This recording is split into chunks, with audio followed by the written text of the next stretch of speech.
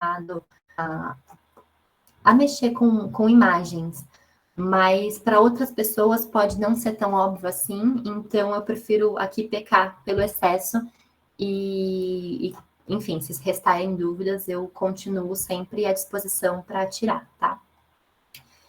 Esse resumo, One Page, ele foi feito com base em um modelo de contestação que a gente mandou para nossa consultoria de Visual Law.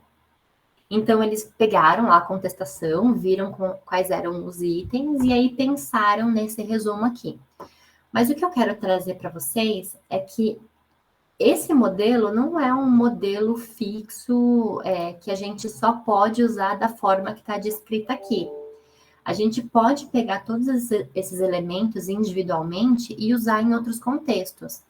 Então, por exemplo, o pessoal do contencioso, eles me disseram que eles estavam usando uma etiqueta do lado para identificar as petições que tinham pedido de tutela de urgência. Então, a gente pode pegar essa etiquetinha aqui, por exemplo, e usar como uma etiqueta destacando esse pedido de tutela de urgência. E o importante aqui também de usar essas ferramentas que estão nos templates é a gente manter a identidade visual do escritório, porque tudo isso foi pensado de acordo com as cores do escritório e tendo essas ferramentas aqui disponíveis, todo mundo pode usar as mesmas ferramentas, né? Porque alguém que pode ter mais familiaridade com o Word pode pensar nisso aqui e usar vermelho, e usar rosa, e usar, sei lá, colocar uma sombra. Então, com isso, usando esses elementos, a gente garante que tenha uma identidade visual única, né, no escritório. Além desse destaque do pedido de tutela de urgência, a gente poderia usar essa caixinha aqui também para destacar qual é a ação que a gente está entrando. E isso aqui, ela é uma caixinha móvel que a gente só colocou aqui do lado. E aí, nesse caso, a gente só abriu ela o suficiente para pegar a página inteira. Então, isso aqui é super maleável e todos esses boxes, eles foram criados e eles se ajustam automaticamente. Então, aqui, por exemplo, se eu quiser, ao invés de 2, quiser 4 boxes, é só eu copiar e colar que ele já vai me fazer essa formatação diretamente. Aqui, nesse box, por exemplo, a gente também não precisa usar só as alegações, pedidos autorais, verdade dos fatos, porque isso aqui, como eu disse, foi pensado para um modelo de contestação. Mas numa petição inicial, por exemplo, a gente pode destacar aqui o autor e o réu. Num contrato, por exemplo, a gente pode tirar esse X daqui e colocar contratante e contratado. Então, pode usar esse modelo aqui como se fosse um quadro resumo de um contrato, como se fosse um quadro resumo de um parecer. Então, são diversos outros usos que podemos dar para isso. Uma coisa que muitas áreas me disseram também foi que os clientes eles têm dificuldade de entender o que a gente diz, principalmente quando a gente coloca jurisprudência, né? Tem muito cliente que não entende se a jurisprudência é boa ou se a jurisprudência é ruim, porque normalmente ela está escrita de um jeito mais rebuscado, porque ela usa termos técnicos. Então, o que a gente pode fazer nesses casos também é usar um box de tradução de jurisprudência.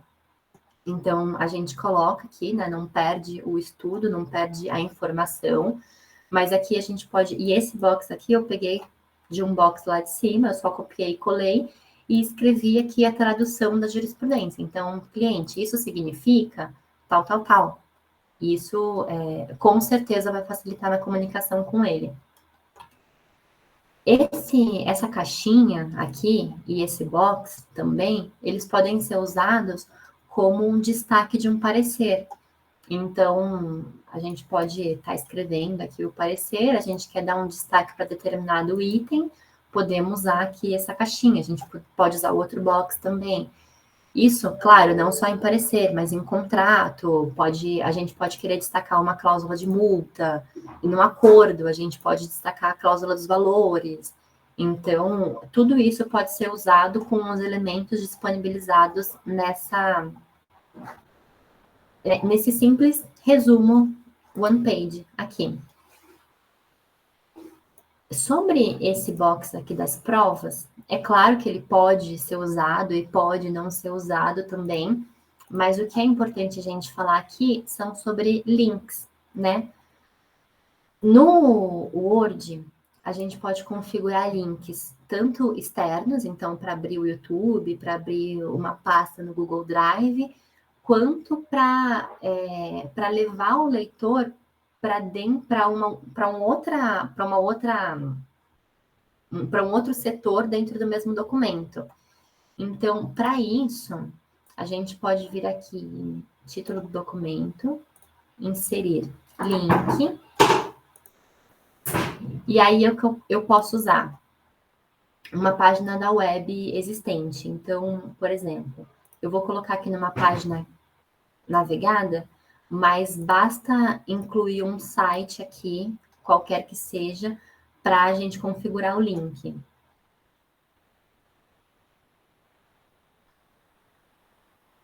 Vamos ver. Bom, vamos deixar isso aqui mesmo. Ok. Isso aqui já virou um link. E quando eu transformar esse documento em PDF, esse link ele já vai ser automaticamente configurado lá também. Então, no PDF, isso aqui funciona. Isso é um link externo, né, que vai abrir o site que eu coloquei aqui. Mas eu também posso fazer um link para dentro do mesmo documento. Isso é muito interessante para pareceres que são longos. Aqui. Para pareceres que são mais longos. Então, às vezes, a gente tem um parecer com vários capítulos, a gente tem um contrato gigantesco também.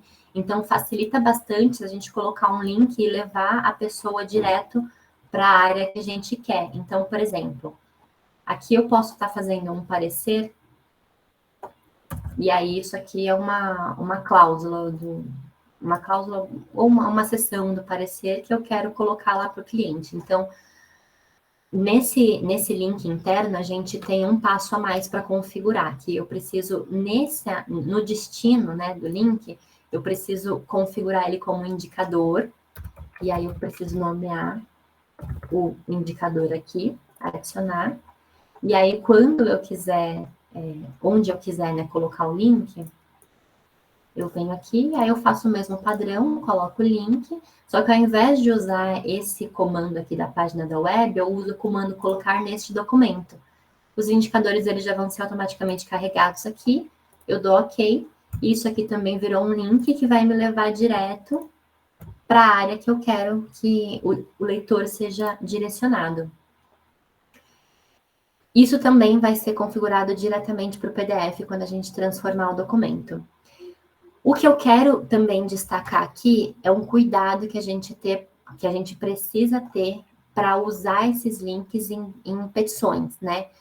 Tem diversos tribunais que não aceitam links externos e tem também, mesmo os que aceitam, quando a gente, por exemplo, no TJ, quando a gente transforma, a gente configura aqui os links, transforma em PDF, tá tudo funcionando direitinho. Quando a gente protocola lá e aí vai visualizar os autos naquele visualizar autos, esses links eles sumiram. Então, para a gente não ter esse esforço e aí causar uma dificuldade, né, porque o link não vai funcionar, ao invés de configurar esse link aqui como um lugar para clicar, seria interessante a gente colocar o link de fato, https, blá, blá, blá, porque se não der para clicar no link, copiar e colar o local do arquivo com certeza será possível. Então, é sempre interessante, antes da gente pensar na aplicação disso em petições, a gente conversar sempre com a Mayara, porque ela com certeza vai saber como usar e como usar para cada um dos tribunais.